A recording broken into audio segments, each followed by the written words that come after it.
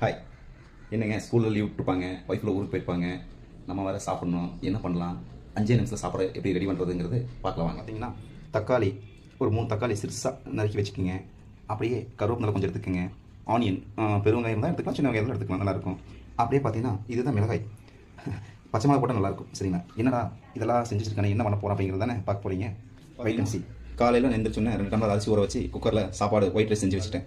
தயிர் ஊற்றி சாப்பிட்டு போயாச்சு. இப்போது ஈவினிங் வந்தாச்சு. ஈவினிங் வந்தோடனே சாப்பாடும் ஆறி இருக்கும், எப்படி என்ன பண்ணலாம் அப்படிங்கிறது, சீக்கிரம் சாப்பாடு செய்யணும் அப்படிங்கிறதுக்காக தான் இப்போ உங்களுக்கு ஒரு சின்ன ஒரு டெமோ காமிச்சிருக்கேன். சரிங்களா? பார்த்தீங்கன்னா குக்கரில் இருக்கிற சாப்பாடை எடுத்து இந்த மாதிரி ஒரு பெரிய பிளேட்டில் எடுத்து ஒன்றோட ஒன்று ஒட்டாத மாதிரி பிசைஞ்சு வச்சுக்கணும். சரிங்களா? ஐயோ இதுக்கு பேர் என்னன்னு தெரியலையே. சரி, ஏதோ ஒரு குண்டா எடுத்து வச்சுக்கலாம். எடுத்து வச்சாச்சு. இப்போது நம்ம அடுப்பு பற்ற வைக்கணும். பற்றியாச்சு. நம்ம அடுப்பு பற்றியாச்சுங்க. இப்போது அடுப்பு எரியுது. இப்போது சிம்மில் வச்சுக்கலாம். ஓகேங்களா? இப்போ தேவையான காஞ்சோடனே எண்ணெய் ஊற்றணும்.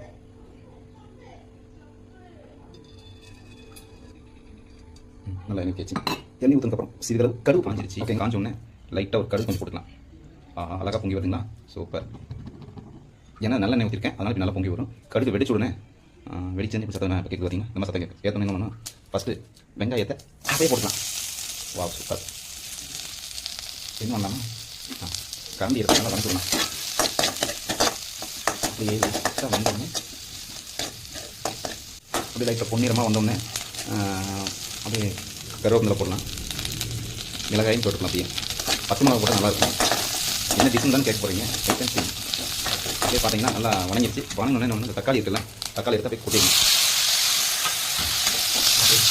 அதுக்கு கொஞ்சம் கம்மி வச்சுக்கோங்க. தக்காளி வணங்கணும்னா என்ன பண்ணணும்னா கல் படுத்து அப்படி லைட்டாக வந்து தூக்கி போட்டுக்கணும். அப்போ சீக்கிரம் வணங்கிடும். இப்போ லைட்டாக அதுவுமே அப்படியே மஞ்சத்தூள் லைட்டாக போட்டுக்கோங்க. நல்ல மஞ்சத்தூள் சேர்க்க நல்லது. அப்படியே கொஞ்சம் நிமிஷம் இருந்தது. இப்போ நான் போட போகிறேன். ஓகே. லைட்டாக மஞ்சள் அழகாக இப்படி நல்லா வணங்கிடுச்சு. வாசனை நல்லா வறுத்து பண்ணுறோம்னா இந்த சாப்பாடு எடுத்து வச்சுனோம்ல, அதை அப்படியே இதை கொட்டிக்கணும்.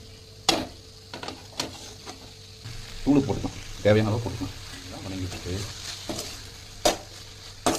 சூடாகி பழைய சாப்பாடு. தக்காளி சாப்பாடு ரெடி. நம்ம போய் சாப்பிடலாம். வாங்க சாப்பிடலாம். பார்த்தீங்களா, டிஷ் ரெடி. இப்போ நம்ம சாப்பிட போகிறோம். வேற லெவலுங்க. என் பொண்டாட்டி சமைச்சா கூட இப்படி சமைக்க மாட்டேன். அருமையாக சமைக்கல. இது மட்டும் என் பொண்டாட்டி சாப்பிட்டு பார்த்தான்னு வச்சுக்கோ, என்ன